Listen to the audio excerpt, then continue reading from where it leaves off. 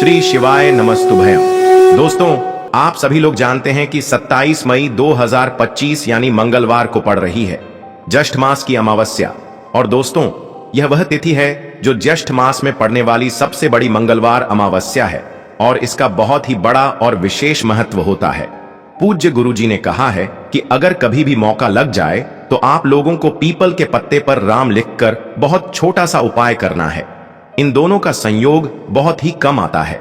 इसी के साथ में गुरुजी ने अपनी शिव पुराण कथा में बताया है कि इस दिन आपको एक पीपल के पत्ते पर राम वाला उपाय तो आपको अवश्य ही करना चाहिए, क्योंकि ऐसा दिन पूरे साल में सिर्फ एक ही बार आता है। और दोस्तों, आप सभी लोग जानते हो कि मंगलवार का अगर सबसे बड़ा कोई उपाय है तो वह पीपल के पत्ते पर राम वाला उपाय। तो दोस्तों, मंगलवार के दिन आप लोगों को इस पीपल के पत्ते पर राम लिखकर बहुत छोटा सा उपाय करना है। बहुत सारे लोग होंगे जिन लोगों ने इस उपाय को ना किया हो, मतलब पूरा साल निकल गया, उन्होंने किसी भी दिन इस पीपल के पत्ते पर राम वाला उपाय को ना किया हो। पर दोस्तों, आपके पास एक पहला मौका बचा हुआ है, जो कि 27 मई 2025 मंगलवार अमावस्या के दिन है। इस दिन आप लोगों को इस वाले उपाय को जरूर कर लेना है।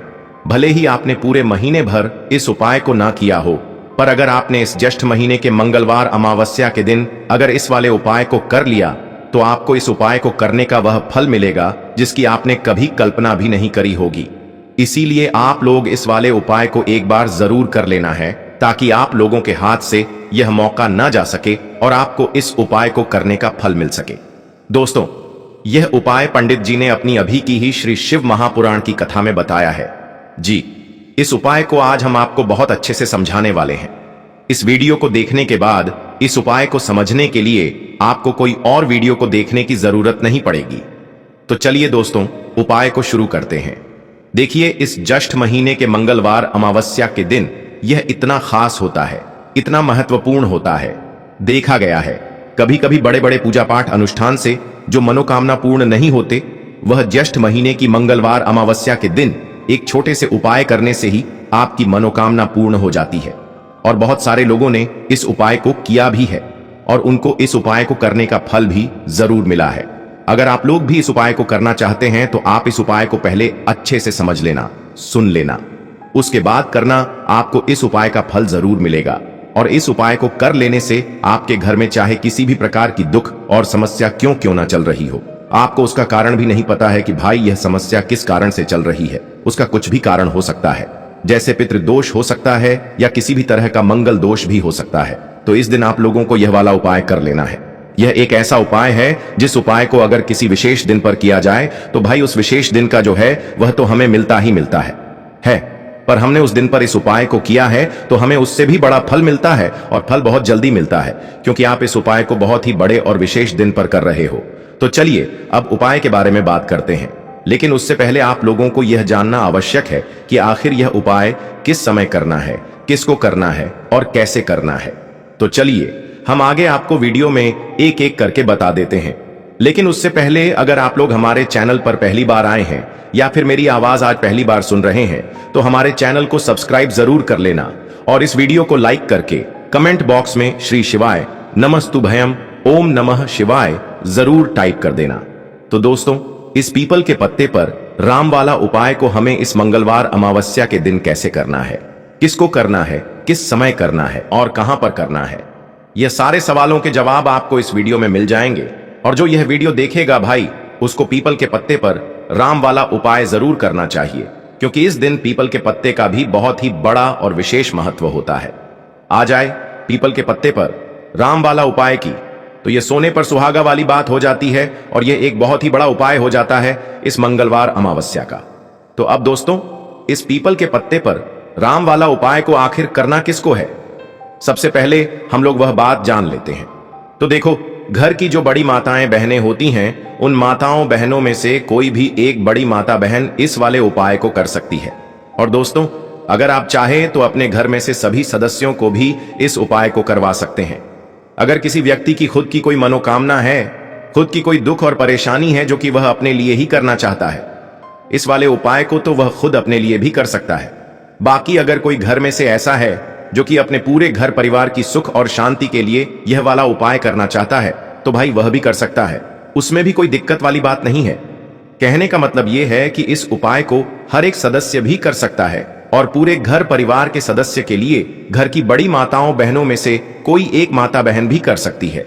माताएं बहनें अगर घर में उपस्थित ना हो या वह यह वाला उपाय ना कर पा रही हो तो फिर घर का कोई बड़ा सदस्य भी इस पीपल के पत्ते पर राम वाला उपाय को कर सकता है, चाहे फिर वह पुरुष ही क्यों ना हो, उसमें कोई भी दिक्कत वाली बात नहीं है।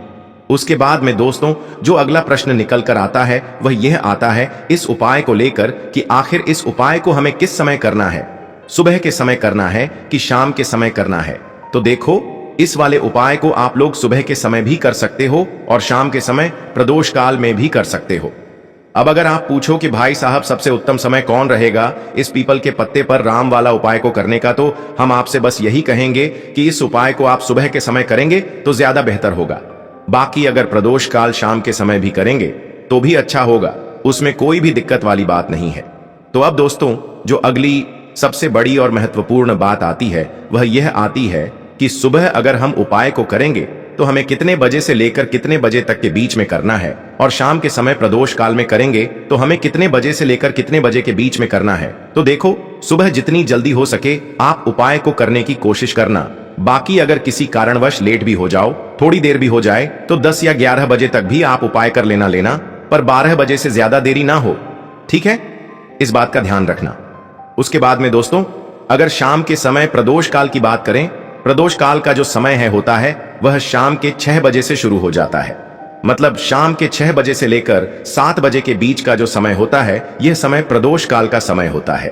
तो आप इस उपाय को 7 या 8 बजे के बीच में भी कर सकते हो। मतलब शाम के 6 बजे से रात 8 बजे के बीच में आप कभी भी इस वाले उपाय को कर सकते हो, उसमें कोई भी दिक्कत वाली बात नहीं है। हमें किसी भी दिन आपको पीपल के पत्ते पर राम लिखकर बहुत छोटा सा उपाय करना है। ऐसा समझ लीजिए जितने भी आपके शत्रु हैं, जो भी आपके विरोधी हैं, दुश्मन हैं, जो आपको हर तरफ से परेशान कर रहे हैं, अब उन शत्रुओं की अकड़ निकलेगी। शत्रु का किया कराया भी तुरंत हट जाएगा जब मंगलवार में आप इस छोटे से उपाय को करेंगे। तो देखिए, आज की वीडियो विशेषकर उन लोगों के लिए ही है जो अपने जीवन में शत्रुओं से और दुश्मन से बहुत ज्यादा परेशान हो चुके हैं। देखिए, जगत जननी मां जगदम्बा का हम मंगलवार में पूजन करते हैं और उनसे जुड़े हुए उपाय करते हैं। साथ ही साथ आपको बता दें कि मंगलवार में संकट मोचन हनुमान जी का पूजन करने से और उनसे जुड़े हुए कुछ उपाय करने से जीवन के बड़े से बड़े कष्ट भी क्षण भर में दूर हो जाते हैं। तब बहुत कम समय में आपके शत्रु और आपके विरोधी आपके जीवन से दूर हो जाएंगे। आपके दुश्मन लाख कोशिश करने के बाद भी आपका बाल भी बांका नहीं कर पाएंगे अगर आप मंगलवार में इस छोटे से उपाय को कर लेते हैं। अब देखिए, आज का जो समय है यह कलयुग का समय है और कलयुग के एकमात्र देवता जो अपने भक्तों के जीवन से सारे कष्टों को दूर कर देते हैं वह स्वयं है संकट मोचन हनुमान जी। और संकट मोचन हनुमान जी का पूजन अगर आप मंगलवार में करते हैं और उनसे जुड़ा हुआ यह छोटा सा उपाय अगर आप मंगलवार में किसी भी दिन कर लेते हैं तो ऐसा समझ लीजिए आपके जो शत्रु हैं, आपके जो विरोधी, आपके जो दुश्मन हैं, यह किसी भी तरह से आपको परेशान करने का प्रयास कर लें, आपका बाल भी बांका नहीं कर पाएंगे। दूसरी चीज, अगर आपके शत्रु ने आपके ऊपर कोई भी तंत्र मंत्र करवा रखा है, कोई भी जादू टोना, कोई भी ब्लैक मैजिक आपके ऊपर करवा दिया है या करवाने का प्रयास कर रहे हैं, ऐसा समझ लीजिए वह किया कराया आप तक पहुंचेगा ही नहीं। और अगर आप तक पहुंच गया है, कोई भी ब्लैक मैजिक तुरंत हट जाएगा जब आप इस छोटे से उपाय को मंगलवार में करेंगे। देखिए, उपाय छोटा है लेकिन बहुत महादिव्य चमत्कारी है। मतलब उपाय को करने में ना तो आपका ज्यादा समय जाएगा, ना ही इसमें आपके ज्यादा पैसे लगने वाले हैं। और ऐसा समझ लीजिए कि एक बार ही अगर आपने इस उपाय को मंगलवार में कर लिया तो इसका महादिव्य चमत्कार आप खुद देख लेंगे। तो मंगलवार के जो 9 दिन होते हैं यह बहुत ही सिद्ध दिन होते हैं। मतलब मंगलवार के दिनों में 9 माता रानी हमारे घरों में आती हैं, अपने भक्तों के जीवन से कष्टों को दूर करती हैं। साथ ही साथ आपको बता दें कि मंगलवार के टाइम पर जब भी आप संकट मोचन हनुमान जी के उपाय करते हैं तो मां दुर्गा की आपको असीम और विशेष कृपा मिलती है। मां दुर्गा आपसे बहुत जल्दी प्रसन्न होती हैं और आपके सारे संकटों को वह दूर कर देती है। तो पीपल के पत्ते में और पीपल के पेड़ में होता है देवी देवताओं का वास। पीपल के पेड़ में श्री हरि विष्णु साक्षात मां लक्ष्मी वास करती हैं। पीपल के देव में हमारे पितरों का वास होता है।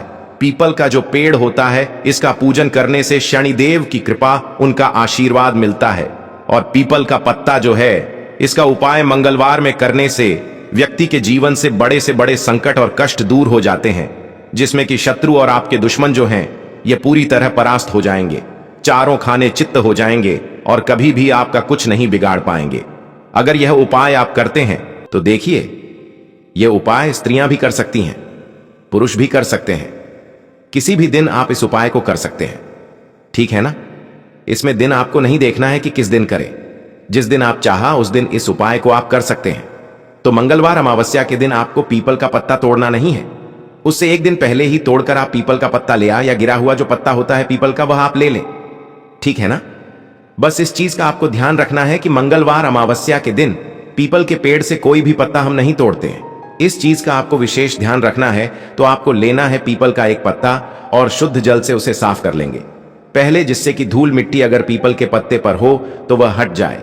फिर गंगा जल का थोड़ा सा छिड़काव, यानी थोड़ी सी छींटे आपको इस पीपल के पत्ते पर मारनी है और इस पीपल के पत्ते को फिर कपड़े से पोंछकर आपको साफ कर लेना है, बिल्कुल सुखा लेना है।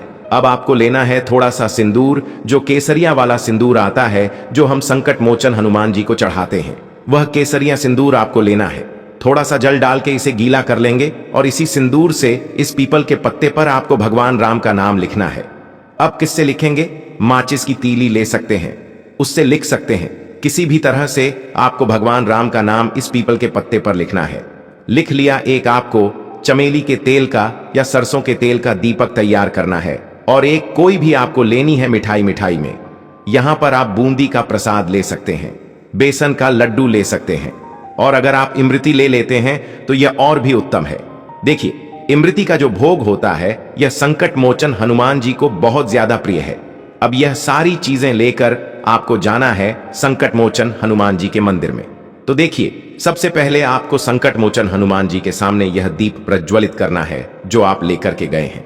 चाहे आपने चमेली के तेल का दीपक तैयार करा है या सरसों के तेल का, सबसे पहले दीपक आप जला देंगे और दीप जलाने के बाद आपको जो पीपल का पत्ता आप लेकर के गए थे, वह पत्ता आपको संकट मोचन हनुमान जी को अर्पित करना है, वहां चढ़ाना है।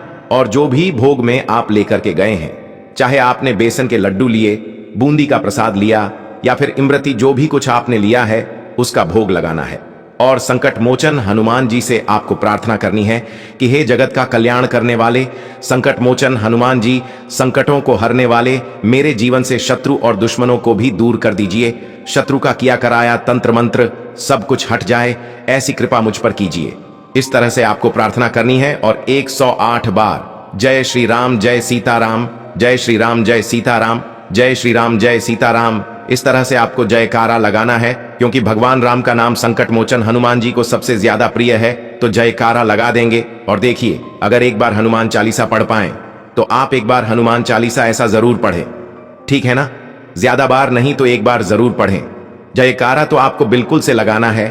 और इस छोटे से उपाय को किसी भी दिन कर लीजिए, सुबह कर लीजिए, शाम को कर लीजिए, और किसी भी दिन, जैसे मंगलवार की तिथि जो होती है ना, यह बहुत बड़ी होती है, आप उस दिन भी इस उपाय को कर सकते हैं।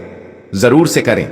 शत्रुओं और दुश्मन आपके जो विरोधी हैं, यह पूरी तरह चारों खाने चित हो जाएंगे और आपका बाल भी वहां का नहीं कर पाएंगे। तो देखिए, इस उपाय को आप 9 दिन भी कर सकते हैं, 2-3 बार भी कर सकते हैं। अगर आप ज्यादा बार नहीं कर पा रहे हैं तो एक बार आपको इस उपाय को जरूर से करना चाहिए। तो देखिए, इस उपाय को करने से जो आपके सामने से शत्रु हैं, वह भी परास्त हो जाएंगे। जो पीठ पीछे वार करते हैं, पीठ पीछे तंत्र मंत्र करवाते हैं, वह शत्रु भी चारों खाने चित्त हो जाएंगे। बस छोटा सा उपाय है, जरूर करें। तो देखिए, अब बात कर लेते हैं अपने एक बहुत छोटे से उपाय की, जिसे मंगलवार में करने से आपकी हर मनोकामना पूरी हो जाती है। यह उपाय आप अपने घर पर ही कर सकते हैं, कहीं जाने की आवश्यकता नहीं है। कोई भी ऐसी विश जो बहुत लंबे समय से अधूरी है, पूरी नहीं हो रही है, या धन को लेकर आप बहुत परेशान हैं, या घर में संकट कष्ट बहुत आते हैं, बीमारियां बहुत आती हैं, तो एक लाल पुष्प, जैसे कि गुलाब का फूल भी लाल होता है, आप जरूर से अपने घर के मंदिर में मां दुर्गा को अर्पित करें और एक देसी घी का दीपक लाल बाती का जलाकर मां का पूजन करें। मंगलवार में अगर लाल रंग से जुड़ा हुआ यह उपाय आप करते हैं, आपकी सारी मनोरथ, सारी मनोकामनाएं मां पूरा कर देंगी, क्योंकि लाल रंग मां दुर्गा को बहुत प्रिय है। लाल पुष्प और लाल रंग की बाती का दीपक आपकी बड़ी से बड़ी मनोकामना को भी पूरा कर देगा। मंगलवार में यह उपाय आप किसी भी दिन कर सकते हैं। दूसरे उपाय की हल्दी वाला जल आपको अपने घर में किस जगह पर डालना है और उपाय को कैसे करना है और कैसे यह हल्दी वाला जलते ज्येष्ठ महीने का मंगलवार अमावस्या के दिन जब आप अपने घर में डालते हैं छींट है। उपाय को करते हैं तो सीधे सीधे मां लक्ष्मी आपसे प्रसन्न होकर आपके घर में आती हैं और श्री हरि विष्णु के साथ आती हैं। स्थिर लक्ष्मी का आपके घर में वास होता है। कहने का मतलब है कि फिर कभी भी मां लक्ष्मी आपके घर को छोड़कर नहीं जाती है। जो लोग कहते हैं कि हमारे घर में धन तो आता है लेकिन चला जाता है लेकिन फिजूल खर्ची बहुत है। धन तो घर में आता है लेकिन तिजोरी कभी धन से भरी नहीं रहती है, खाली हो जाती है। तो 90 पर लोग ऐसे होते हैं जिनके जीवन में यह समस्या होती है कि हमारे घर में स्थिर लक्ष्मी का वास नहीं है। देखिए, हम सभी चाहते हैं ना कि मां लक्ष्मी और श्री हरि विष्णु हमेशा हमारे घर में रहे, उनका आशीर्वाद बना रहे। हम हमारे जीवन के जितने भी दुख हैं उनका सामना जो है बहुत आसानी से कर सके। देखिए, जब व्यक्ति के पास पैसा नहीं होता है ना तो वह बहुत सारे कष्ट दुख उसके जीवन में जब आते हैं उनका सामना भी नहीं कर पाता है, और जब उसका आर्थिक पक्ष मजबूत होता है तो बहुत सारी समस्याएं उसे अपने जीवन में जो आती हैं वह छोटी लगती हैं। लेकिन अगर पैसा भी पास नहीं है तो छोटी छोटी प्रॉब्लम्स और छोटी छोटी चीजें जो हमारे जीवन में आती हैं वह भी बहुत बड़ी लगने लगती हैं। तो आपको करना क्या है, आपको यहां पर लेना है गंगा जल। तो देखिए, सबसे पहले तो आपको अपने पूरे घर में गंगा जल का छींटा लगाना है, ठीक है ना। गंगा जल आपके घर से जितनी भी नेगेटिव एनर्जी होती है उसे बाहर कर देता है, ठीक है ना। गंगा जल का छिड़काव जब आप करते हैं उसके बाद कोई पूजा पाठ करते हैं, कोई उपाय करते हैं, वह पूरी तरह से सफल होता है क्योंकि आपके घर में पॉजिटिव एनर्जी, सकारात्मक ऊर्जा आ जाती है, ठीक है ना। तो इतना करने के बाद आपको क्या करना है, एक लोटे के अंदर या एक कटोरी किसी भी चीज के अंदर आपको अपने घर का शुद्ध जल लेना है। ले लिया, उसके बाद पिसी हुई हल्दी उसके अंदर मिलानी है, मिला दी। जब हल्दी आपको मिलानी है, ठीक है ना, उस समय आपको श्री हरि विष्णु का ध्यान करना है। श्री हरि विष्णु से प्रार्थना करनी है कि मेरे घर में धन बढ़े और कभी भी मेरे घर की जो सुख समृद्धि है उसमें कमी ना आए, ठीक है ना। जब आप जल मिला लेंगे उसके बाद आपको तुलसी का एक पत्ता लेना है। तुलसी का पत्ता पहले ही तोड़ लें। मंगलवार के दिन भूलकर भी आपको नहीं तोड़ना है तो वाले दिन नहीं तोड़ेंगे, उससे पहले ही तुलसी का पत्ता तोड़कर रख लें। अगर आपके घर में तुलसी का पौधा इस टाइम सूख गया है, नहीं है, तो जहां पर भी आपको तुलसी का कोई पत्ता मिल जाए, एक पत्ता आप ले आए। उस तुलसी के पत्ते से आपको अपने पूरे घर में उस हल्दी वाले जल का छींटा लगाना है। सबसे पहले घर के मंदिर में लगाएंगे, ठीक है ना। फिर जितने भी रूम है, कमरे हैं, वहां पर लगाएंगे। घर के मुख्य द्वार पर लगाएंगे। इस तरह से जब आप उपाय करते हैं तो आपके घर घर में कभी भी धन की कमी नहीं होती है, धन में वृद्धि होती चली जाती है और धन आपका हमेशा बढ़ता है। देखिए, अगर तुलसी का पत्ता आपको नहीं मिलता है तब आप किसी भी छोटी सी पूजा वगैरह की जो चम्मच होती है उससे भी छींटा लगा सकते हैं। तो देखिए, जब भी आप अपने घर में मंगलवार अमावस्या के दिन हल्दी के पानी का छींटा लगाते हैं तो इससे श्री हरि विष्णु मां लक्ष्मी के साथ आपके घर में आते हैं और स्थिर रूप से आते हैं।